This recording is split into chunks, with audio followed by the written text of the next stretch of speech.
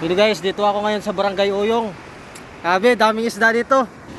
Yan, bali ginagawa ko dito guys ay tumutulong sa mga mangisda na galing laot. Yan, nagtutulak kami ng ano, hindi tulak na ano ha, chunky ano ha.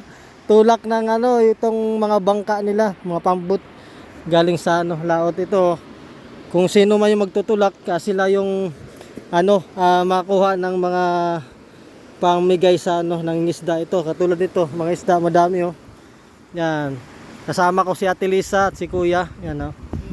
Dito tayo ngayon sa Barangay Uyong. Pag masipag ka lang magtulak guys. Yan, madami kang ulam na libre. Di ka na bibili sa palengke na sobrang mahal ang isda, di ba ate no? Na ito guys oh, napakadami. Magugulat yung asawa ko nito guys pag uwi. Kasi wala siyang kalam-alam sa ano, ganito na gagawin ko Yan oh, kaya salamat sa ano, mga mangingisda. Yan nila kuya. Yan. Salamat sa grasya. Alright guys, salamat sa panood. God bless. Napakadami, pampaksiw ito, prito.